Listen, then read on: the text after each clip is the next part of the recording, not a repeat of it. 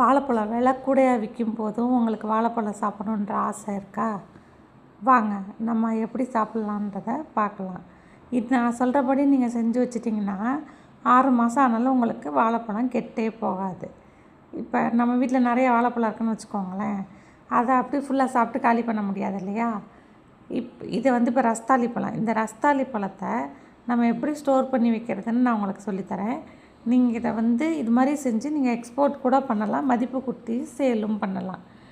வாழைப்பழத்தை தோலை உரிக்க வேண்டியதில்லை, அப்படியே கட் பண்ணி மேலேயும் கீழேயும் வேஸ்ட் பார்ட் இருக்கும் இல்லையா, அதை கட் பண்ணி தூக்கி போட்டுருங்க.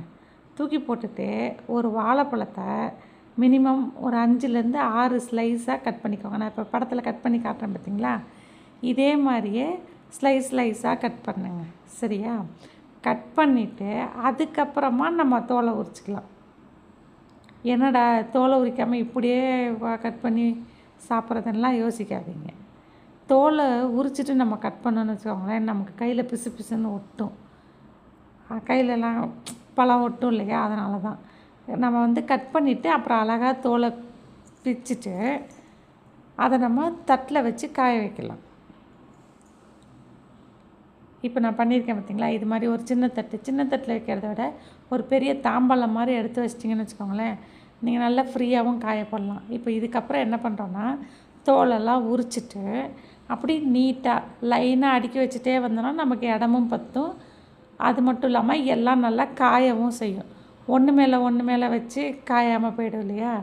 அதனால் இப்படி நீட்டாக லைனாக அடுக்கி வச்சுக்கிட்டிங்கன்னு வச்சுக்கோங்களேன், நல்ல வெயில் ஃபுல்லாக பட்டு காயறதுக்கும் நமக்கு சௌகரியமாக இருக்கும். இப்படி அடுக்கி வச்சதுக்கப்புறம் என்ன பண்ணிங்கன்னா, ஒரு மெலிஸ் துணி சன்னமாக ஷாலோ, இந்த கொசுவலை மாதிரி இருக்க துணிங்க இருக்குது இல்லையா, நெட்டடு ஷாலு அந்த மாதிரி இருந்துச்சுன்னா போட்டு நல்ல வெயிலில் 4லேருந்து 5 நாள் நல்ல வெயிலில் வச்சிங்கன்னா நல்லா காஞ்சிரும்.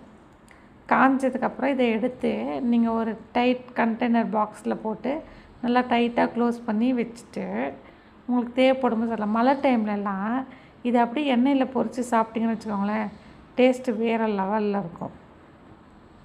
பழம் நிறையா இருக்கே, வேஸ்ட்டாக போகுது, என்னடா பண்ணுறதுலாம் யோசிக்க வேணாம். சம்மர் டைமில் உங்களுக்கு பழம் கம்மியாக கிடைக்கும்போது இது மாதிரி வாங்கி செஞ்சு வச்சுட்டிங்கன்னு வச்சுக்கோங்களேன், வேணுங்கும்போது சாப்பிட்லாம், எதில் வேணாலும் நம்ம மிக்ஸ் பண்ணிக்கலாம். அது இல்லாமல் எண்ணெயில் பொரித்து சாப்பிட்டா இன்னும் டேஸ்ட்டும் நல்லாயிருக்கும்.